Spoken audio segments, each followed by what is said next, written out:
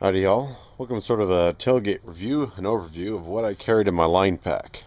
The only thing you won't find in there is the previously reviewed modified AMP3 IFAC kit that was in there. The bag I will go over in a separate review. This is basically just the contents that I decided to carry on a hand crew, hand line. This is not necessarily for engine crew. All you really need is your shelter and your protective gear for that. So this is a Mystery Ranch hot top, and it's very similar to a top-loading backpack. Of course, in a fire pack, most of the pack is centered just above where your normal hip belts will be, help keep the center of gravity fairly low. And again, this is just basically an overview of what I decided to carry. And on the front, you'll see I used a little county comm aircraft ring. Some people use carabiners. Everyone has their own choice. These are just Wells Lamounts, the 2500. These are the heavy-duty ones with the reinforced palms. I found these to be excellent. I've had several other gloves that did not hold up as well, and these have held up remarkable. I did put some, some oil, leather oil on these previously before service. Coming over the top, we have hydration. You'll see again when I switch around. Hip belt. The only thing I carried on here, besides the occasional GPS, was I do have a Leatherman Surge. I carried in a Maxpedition sheath pouch. Off the gear loops here, I have a climbing rated carabiner. I will spin this guy around. Each side has identical huge dump pockets on the outside. The Nalgene I carried was basically for Gatorade drink mixes and such, and that way I didn't have to get anything besides water in my hydration pouch. I also chose to use a 6-liter hydration pouch to keep the weight centered and close to my back, rather than trying to stuff 8 bottles in each side, depending on where we were. It was just a little bit more convenient. I could keep my lunch, I could keep other gear that's easily accessible. Sometimes we carry cigs with bar oil. We usually have a Delmar with us, so we didn't really carry gas like a lot of hotshot crews did. But just convenient to carry things on the outside that change day to day. The only thing else I have in here, besides pieces of juniper from cold trailing under trees, is a little Maxpedition pouch. I've got a small compass in the outside sleeve. Open it up, and various pens and pencils, a small Innova light in case I needed a light there. Let me turn this guy off. In here is my RPG behind there, and then I have a RiteinRain notebook, which came in very handy, especially when I was doing inventory of hose lay and things like that. It's not always convenient to have a paper notebook in there. So basically, for the most part, it's about the size of my RPG, with a couple pens, and that was on that side. The opposite side, I've got my bandana, which I chose a larger bandana, one to fit over my head, two, I don't like wrapping around the straps to help soak up sweat. I was also keep the sun off my neck a little bit. And some flagging tape. I, for the most part, carry just a universal flagging and that Sharpie, and I could write whatever I needed to on there with the date and time of hot spots. We did find some stumps outside the line, certain items like that. Other guys carried, more specific flagging tapes. Make sure you can see this on camera here.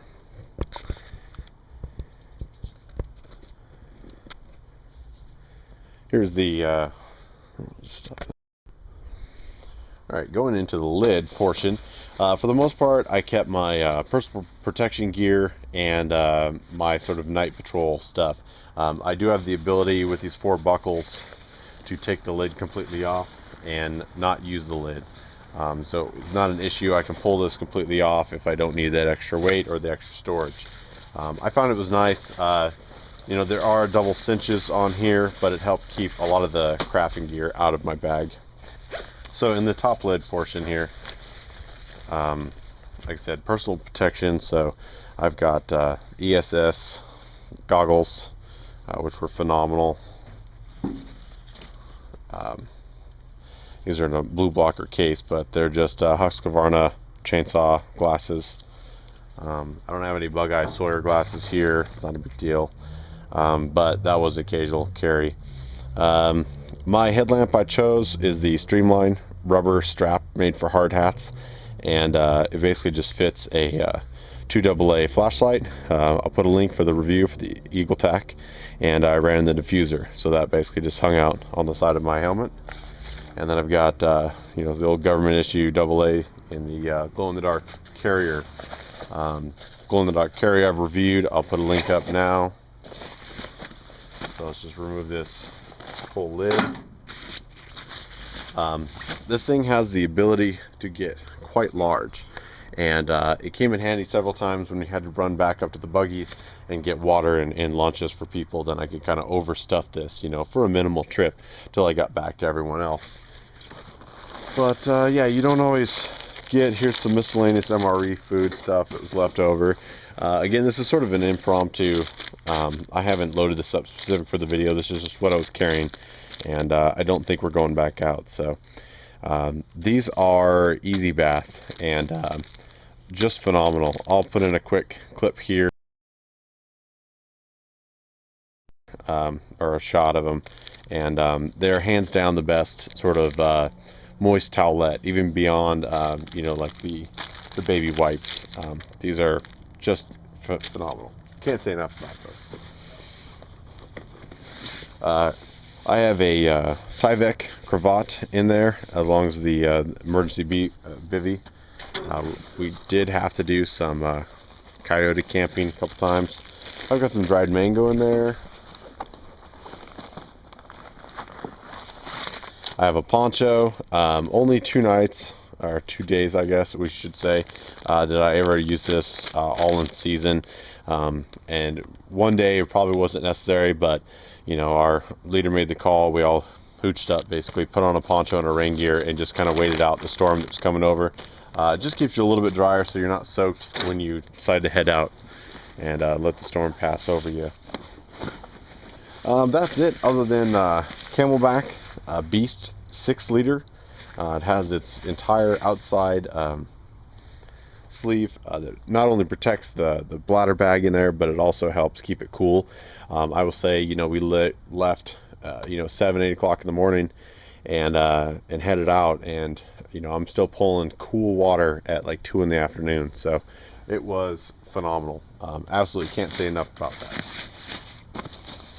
A lot of guys like the bottles. I decided to go with the bladder pack, and I had 0 issues with them. Let me get into this front pouch, make sure you can see all this. Front pouch here, very typical backpack style, like front pouch. Zips down about halfway down. In here is a possibles pouch, sort of. I'll go through that in a second. In the bottom of there, I've got some paracord, 2 extra bootlaces, hand sanitizer. In this mesh portion in the back was sort of my bathroom area. I've got some basically wet wipes for your rear end, and some toilet paper. The other thing I found that was extremely handy is to pre-roll your toilet paper and flatten it in several you know, portions in there.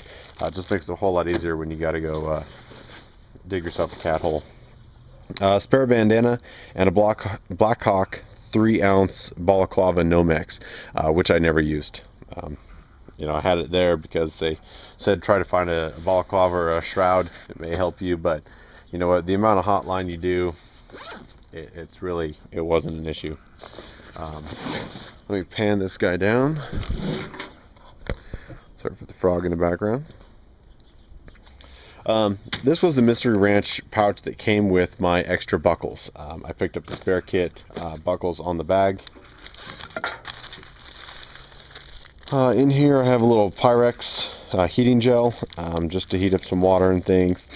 Some Rockstar energy gum, which a lot of times I had in my pants and my BDUs. In here is sort of drink mix, a little honey shot.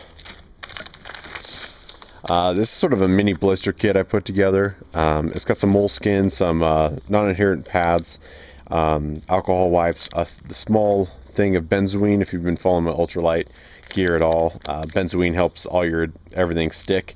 And then with the duct tape was basically the bandage. I was creating my own moleskin from the non-inherent bandages, safety pin with alcohol to help sterilize and pierce your blisters. So basically a mini foot care kit, you know, aside from the first aid kit. These are nice. They're a little expensive. They're the ITW, they're called Field Shield. They're insect repellent and sunscreen. Sunscreen is something I use more than insect repellent. Insect repellent's not going to keep any of the, you know, the stump buggers away. Pardon my French. A little 5-hour energy, which I left that in there, never really needed it. Some of the luxury items, I did have a monocular in here, which did come in handy a few times, mostly on breaks. I carried the Soto torch, light and fuse these, cigarettes, always handy. I don't smoke, but a lot of people do. Little toothbrush. I didn't carry any toothpaste, but it was just nice to kind of clean your mouth out of ash and soot. I do have 4 small zip ties in here. These things are from Survival Resources, little tins, and basically it's just liquid sunscreen from a bigger bottle put down into a metal container that I can easily get to, and it's crush proof. In here is a little back balm, same container, a little bit smaller. Back balm is basically just, you know, you've got lip, everything, rashes, hot spots. It's pretty much takes care of everything. Small little repair thing. I've got mil-spec duct tape, not just the stuff from the surplus store, but the actual military 1-inch duct tape. Some Ranger bands to hide some Kevlar thread, electrician's tape, more Ranger band to hide baling wire.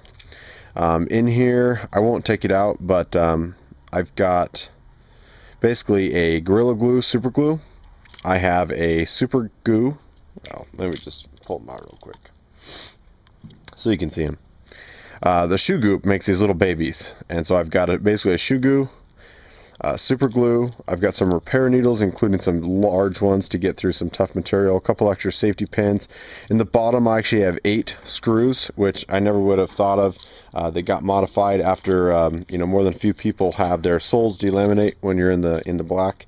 I was able to basically shoe goo it on, wrap it with some duct tape, and pin it with some small screws, and to keep that on. Something I hadn't thought of before fire season. One of the reasons I'm now doing this video now instead of before is because, you know, everything changes as you use things. There's also a small LED light on the outside. For the most part, guys, that was what I carried, you know, plus the first aid kit for Hotline on for my fire pack in the 2011 fire season. Certainly hope this helps everybody. I'll try to add as much info as possible.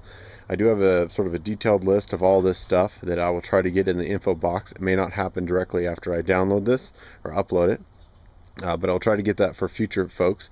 I'm also going to put 2 links down for 2 people that made videos earlier in the year that's helped me out a little bit for preparing for the season. And you know, if we can add video responses to this video, and so it's a one-stop shop for people that are new to Wildland Fire and are wondering what they should, you know, bring with them or keep with them pack. Most beginners do not have their own pack. That's something that their company issues, so they're just wondering what to carry. And you know, make a video of what you carried or what you brought along, even if you don't have the pack and things like that, and we'll make this a sort of a central hub with a bunch of video responses to this video of what you carried. The only other thing you need here is I do not have a hard hat. It's an item I didn't own myself, and I do not have a fire shelter. And I will do a separate video on the Mystery Ranch hot top just to make the video a little bit more approachable. And thanks for watching.